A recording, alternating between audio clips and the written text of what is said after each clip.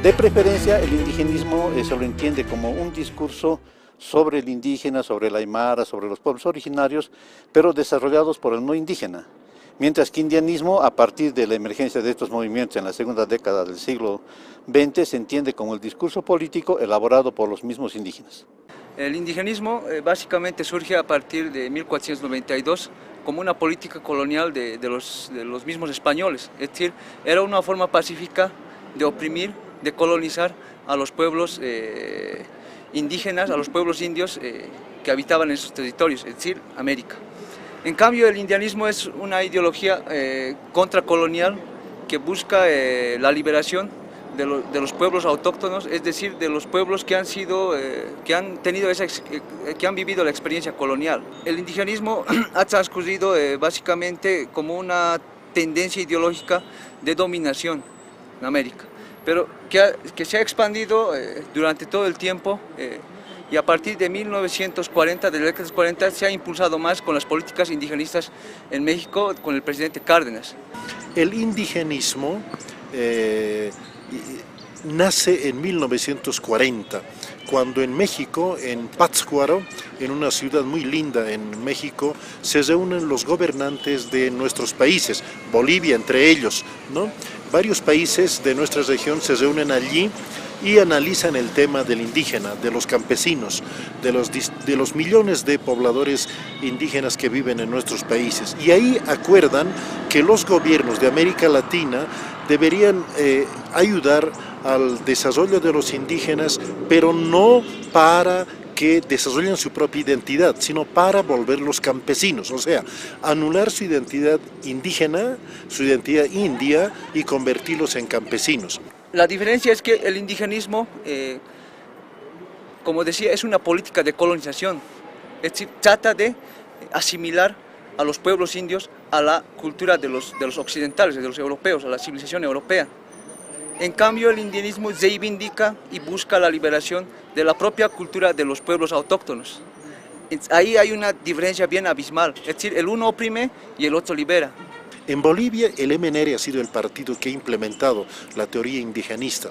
En el Perú, fundamentalmente el APRA, fundado por Víctor Raúl Haya de la Torre. Incluso en la izquierda latinoamericana, como José Carlos Mariátegui en el Perú, en sus escritos refleja esta concepción indigenista. Es decir, el indigenismo no nace en los pueblos indios, en los pueblos indígenas, sino nace en los gobiernos, en los estados, en el sector criollo y mestizo.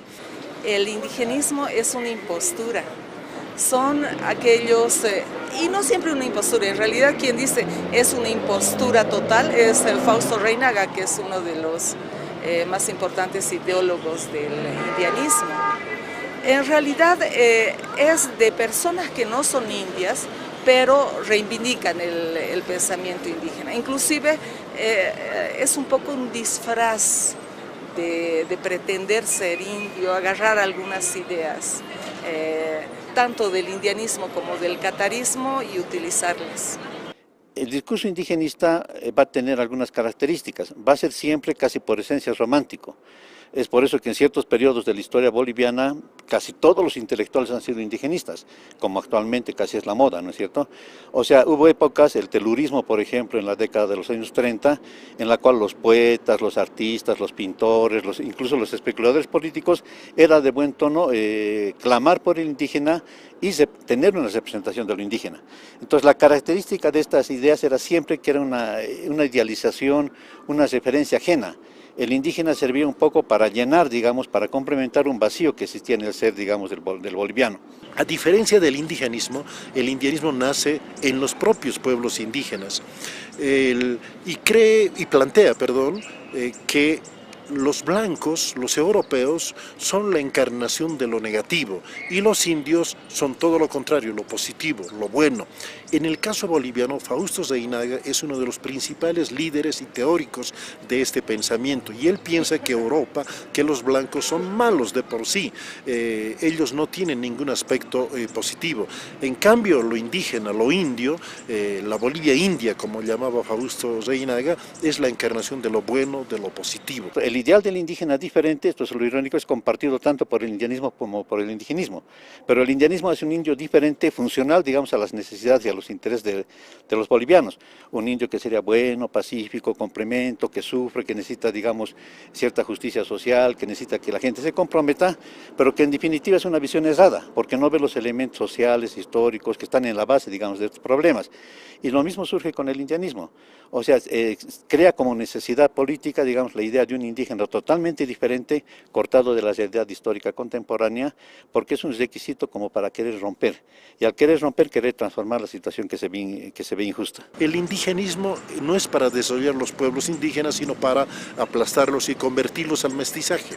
Y el indianismo pone fuerte énfasis en lo étnico, en lo originario, en ser indio, y a eso nosotros hemos llamado una especie de fundamentalismo étnico, creer que los blancos son malos, los indios somos buenos. La historia ha demostrado que unos y otros tenemos virtudes, tenemos defectos, somos buenos y somos malos. Para la constitución de una nación, para la constitución de una sociedad estable, se necesita es evidente que no puede haber realidad sin contradicciones, pero por lo menos se necesita que estas contradicciones no sean antagónicas y que tengan cierto complemento. Entonces, en el caso de Bolivia, ese complemento todavía no se ha dado, esos elementos comunes de interacción todavía no se han dado. Hay relaciones estructurales que no están siendo cambiadas, que no están siendo sustituidas. Por ejemplo, hay un intelectual que es Carlos Macusaya, que es aymara, decía de que se puede eliminar el racismo poniendo un panfleto por ahí, digamos, un panfleto, digamos, a una chola por ahí. Pero no se trata de eso, sino que se trata de cambios estructurales. Es decir, que los de la zona sur, por ejemplo, que los llamados blanco-mestizos también pisen chuño como los aymaras, o que también puedan hacer comercio, o que también puedan dominar. Es decir, de lo que se trata es eliminar todas esas taras mentales que tenemos actualmente.